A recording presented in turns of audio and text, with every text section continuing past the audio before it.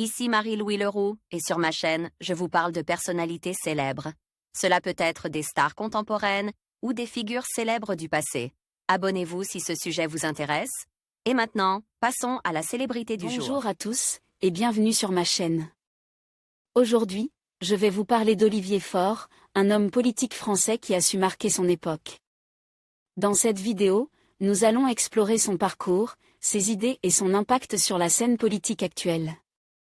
Je vais également aborder ses défis et ses réussites, ainsi que ce qui le distingue des autres leaders. Restez avec moi pour découvrir tout ce qu'il faut savoir sur cet homme fascinant. Olivier Faure est un homme politique né le 18 août 1968 à La Tronche en Isère. Son père est fonctionnaire du Trésor public et sa mère, d'origine vietnamienne, est infirmière.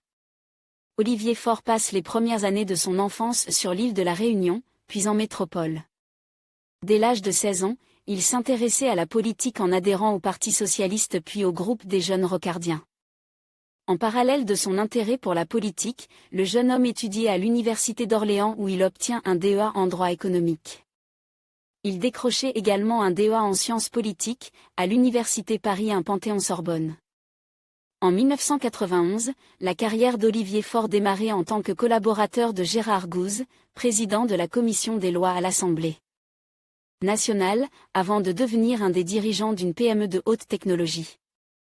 Puis de 1997 à 2000, Olivier Faure travaille au ministère de l'Emploi avec Martine Aubry.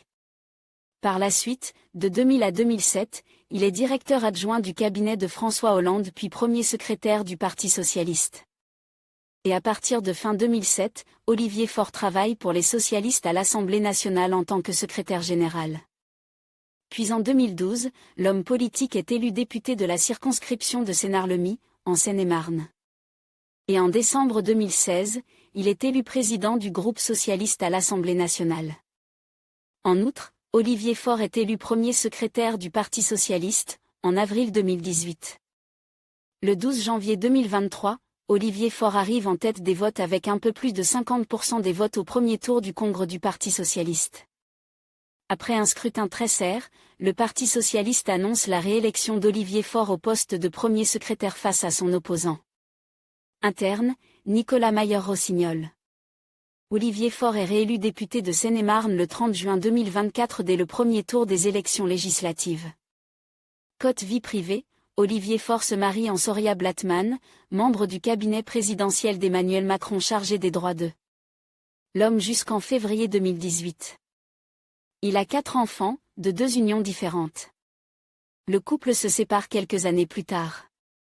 En conclusion, Olivier Faure se distingue par son engagement et sa vision pour l'avenir du Parti socialiste. Son parcours politique, marqué par des défis et des réussites, témoigne de sa détermination à défendre les valeurs de la gauche. Alors que la France traverse des périodes de changement, il est essentiel de suivre de près l'évolution de ses idées et de ses actions.